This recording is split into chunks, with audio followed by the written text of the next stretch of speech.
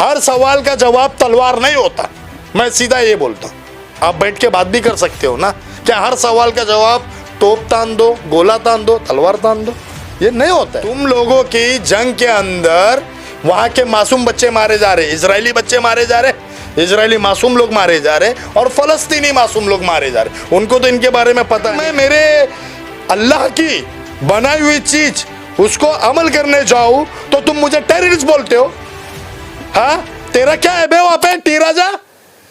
तेरे बाप का क्या है वहां पे? खोटा खोटा बोलता है। इजराइल में बहुत गलत हुआ भाई, ठीक है ना, उससे गलत फलस्तीन में हो रहा है अल-अक्सा पे। तो मैं सीधा बोलता हूं, मेरा सपोर्ट अल-अक्सा पे है। मुसलमानों का अधिकार है अल-अक्सा पे, लेकिन तुम्हारा कौन सा अधिकार है मेरे भाई जो तुमने इजराइल का सपोर्ट कर दिया?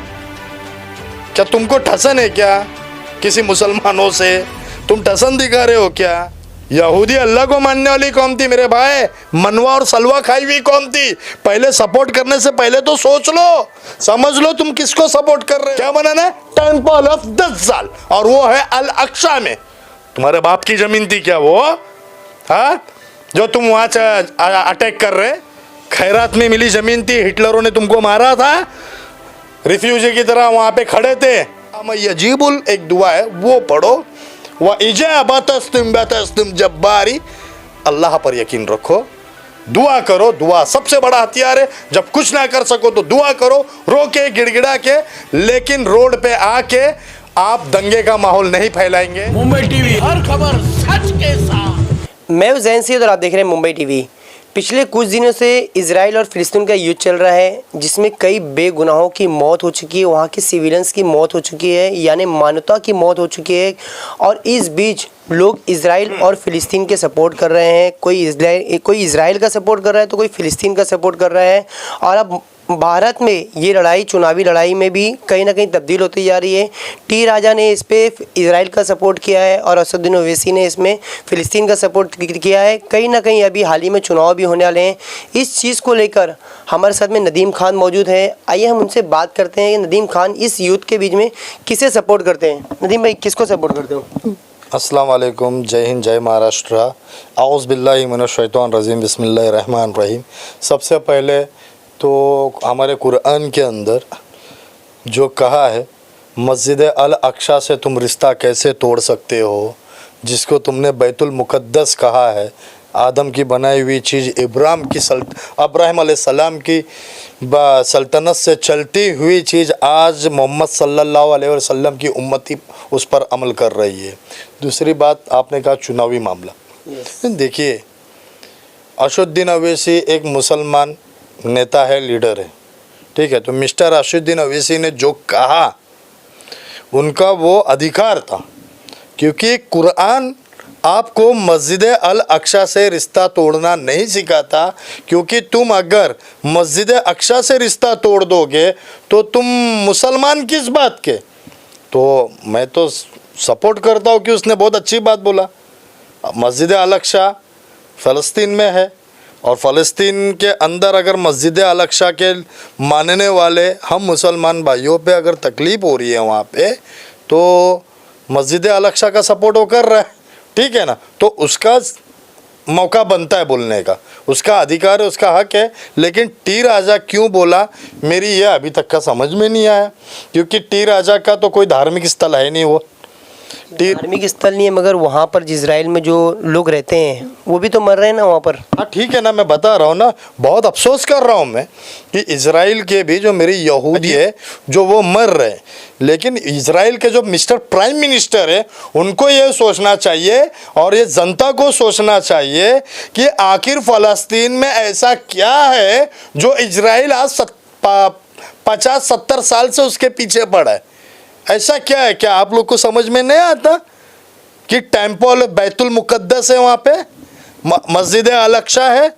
जब देखो तो अब यूक्रेन डॉम, वो कौन सा डॉम, वो दिखा करके तुम बोलते हो ये सेफ है, लेकिन असल मस्जिद अक्सा तो सामने है। वो 35 एकड़ ज़मीन के लिए तुम लड़ते हो। हाँ, तो जंग होगी, फ़लस्तीन के बच्चे मारे जाएंगे, इजराइल के बच्चे मारे जाएंगे, ये तो गलत है, बहुत गलत है। लेकिन ये तो पूरे वर्ल्ड को सोचना चाहिए ना कि ये जुल्म क्यों कर रहा है। इसराइल से पूछने वाला कोई नहीं है क्या? कोई ऐसी कंट्री नहीं है क्या उससे सवाल लेने के लिए कि निहत्ते मस्जिद अक्सा में नमाज पढ़ते हुए तुम एक 56 इंपॉर्टेंस गन लेके घुस जाते हो और उनको मस्जिद अक्सा से बाहर निकाल के फेंक देते हो, औरतों को धक्के मार के बाहर निकाल देते हो, ये क्यों? तो टी राजा तुम्हारा वहां पे क्या है? इसराइल के अंदर बच्चे मारे गए, बहुत अफसोस है। जंग तो होनी नहीं चाहिए ना, हमारे नबी तो जंग के बहुत खिलाफ थे, लेकिन तुम जंग करवा करके क्या मिलेगा?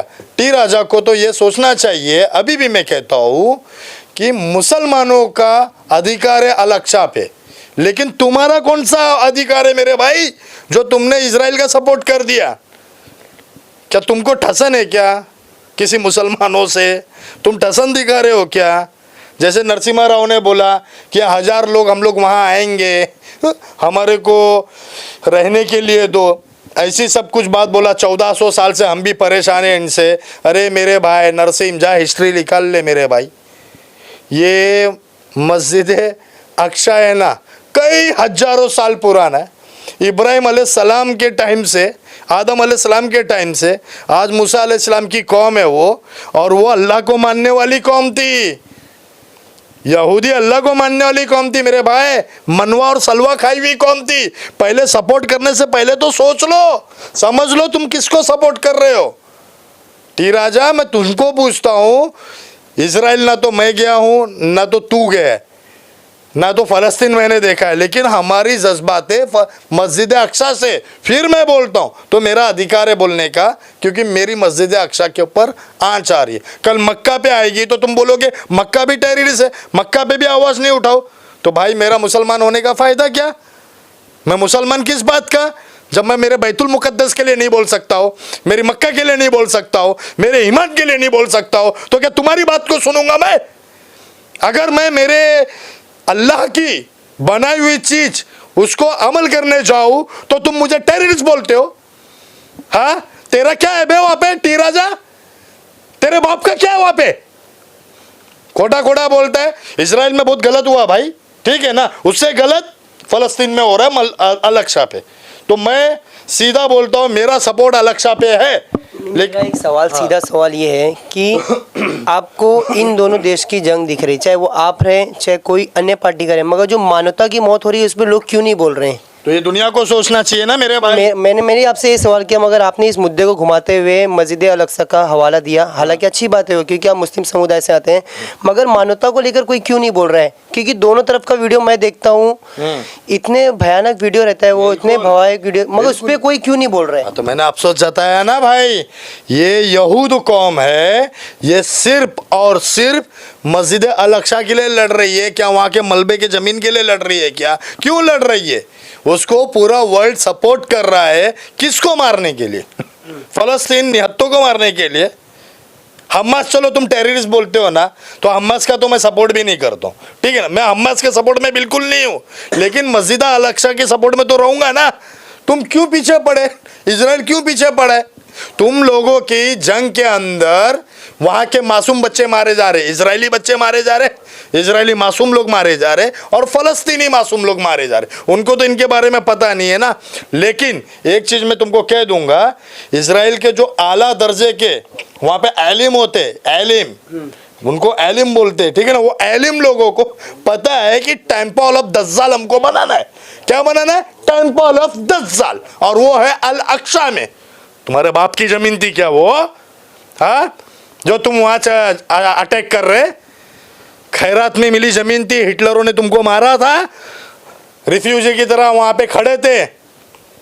इजराइल, याकूब अलैहिस्सलाम, ठीक है ना, इब्राहिम अलैहिस्सलाम 4000 साल पहले बना चुका था, लेकिन तुमने अभी जो हक जताया है ना वो गलत जताया है। इसके लिए वहाँ पे जो दंगे हो रहे, जो वॉर हो रहा है, इससे मासूम मारा जा रहा है। पूरा वर्ल्ड पूछे, ये रिपोर्टर तो मुझसे पूछ लिया, इसका मैं क्या जवाब दूंगा?